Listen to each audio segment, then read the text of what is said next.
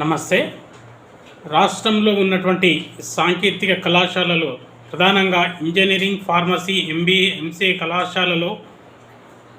కళాశాలలకు చెల్లించాల్సినటువంటి fee reimbursement విషయంలో రాష్ట్ర ప్రభుత్వం గత 3 ఏళ్లుగా విడుదల చేయకపోవడం ద్వారా ఇవాళ 8,500 కోట్ల రూపాయలు బాకీ పడింది. మరి ఆ బాకీ చెల్లించకుండా కాలేజీలు రీయింబర్స్మెంట్ అడుగుతున్నాయని చెప్పేసి ఇవాళ కాలేజీల పైన విజిలెన్స్ దాడులు చేస్తామని చెప్పేసి నోటీసులు జారీ చేసింది రాష్ట్ర ప్రభుత్వం. వాళ్ళు ఒకటే తెలియజేసేది రాష్ట్ర ప్రభుత్వానికి, విజిలెన్స్ ఎంక్వైరీలు చేస్తే తప్పు లేదు, చేయాల్సినటువంటి బాధ్యత రాష్ట్ర ప్రభుత్వానికి ఉంది, చేయాలి.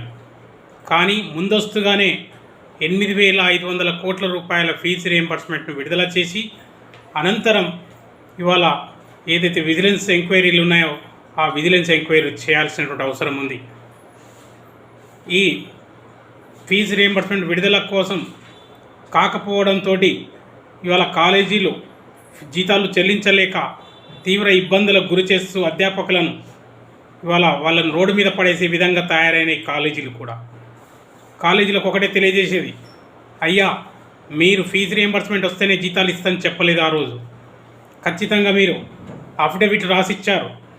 కాలేజీలకు పనిచేస్తున్నటువంటి అధ్యాపకులకు నెలవారీగా జీతాలు చెల్లిస్తామని చెప్పేసి మా అకౌంట్లో కార్పస్ ఫండ్ కానీ మా అకౌంట్లో ఇంత కోట్ల రూపాయల డిపాజిట్ ఉందని చెప్పేసి అఫిడవిట్లు రాసిచ్చినటువంటి ధ్యాస మర్చిపోయారా అని చెప్పేసి మేము వారికి గుర్తు చేస్తూ ఉన్నాం.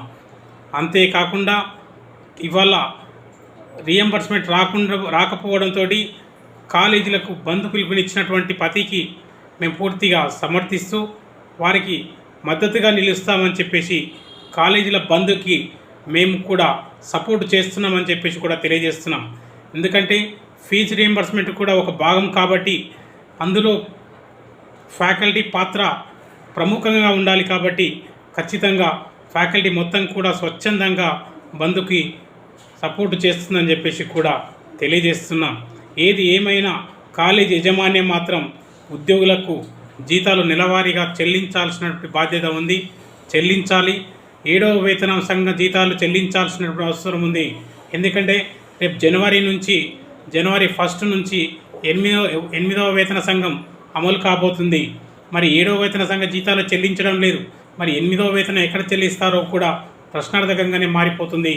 ఇప్పటికైనా మరి యాజమాన్యాలందరూ కలిసికట్టుగా సమైక్య ఏదైతే పతి ఉందో పతి ఆదేశాల మేరకు ప్రతి కళాశాలకు కూడా అధ్యాపకులకు జీతాలు వేతన సంఘ జీతాలు చెల్లించాల్సినటువంటి బాధ్యత ఉందని చెప్పేసి వారికి మేము తెలియజేస్తున్నాం.